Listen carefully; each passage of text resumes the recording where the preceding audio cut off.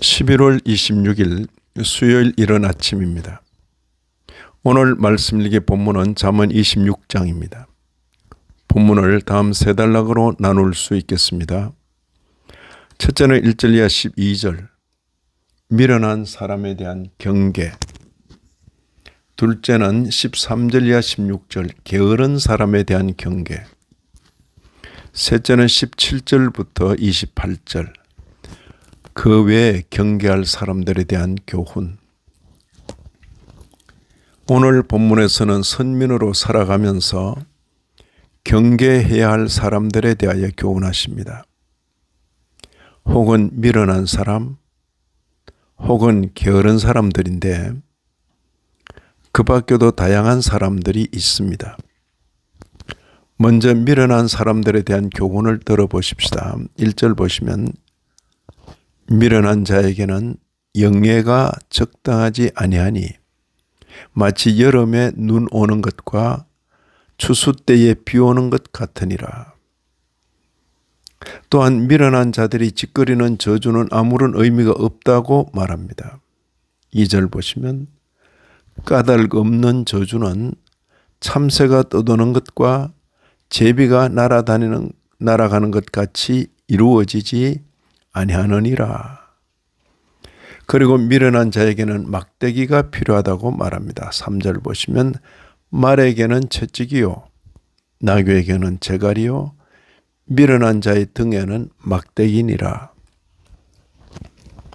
미련한 자의 어리석음을 대하는 두 가지 이율배반적인 방식에 대하여도 언급합니다. 4절 5절입니다.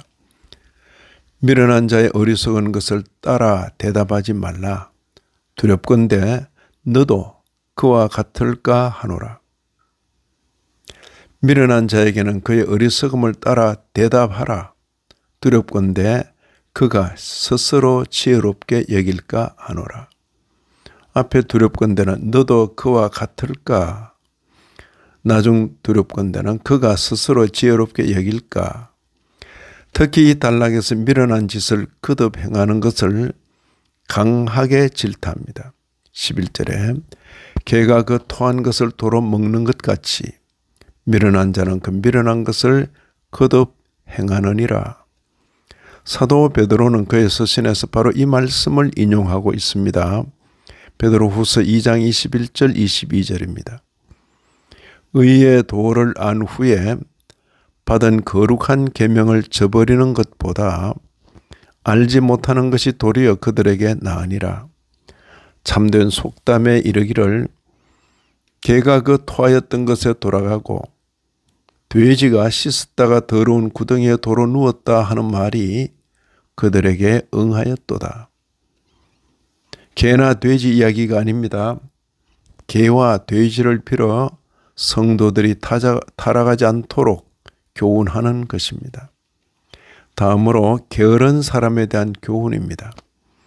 게으른 사람은 핑계거리가 많으며 침상에서 뒹굴며 정도가 과한데 그럼에도 자기를 지혜롭게 여긴다고 합니다. 게으름의 정도가 어느 정도 과한지요? 15절 보시면 게으른 자는 그 손을 그릇에 넣고도 입으로 올리기를 괴로워하느니라.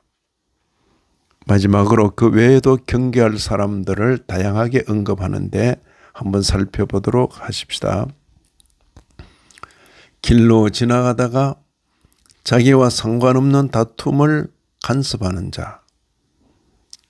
이런 사람 경계해야 된다는 거죠. 횃불을 던지며 화살을 쏘아서 사람을 죽이는 미친 사람. 무익한 말을 많이 하는 말쟁이.